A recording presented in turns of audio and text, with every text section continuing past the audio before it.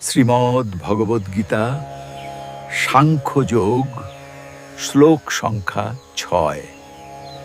অর্জুন উবাচ ন চৈতদ্বিদ্মঃ কতরন্নো গরীयो यद्वा जहेम यदि वा नो जहेयुः तानेव हत्वा न जिजीविषांस्ते क्षेव स्थिताः প্রমুখে ধার্তরাষ্ট্রাः।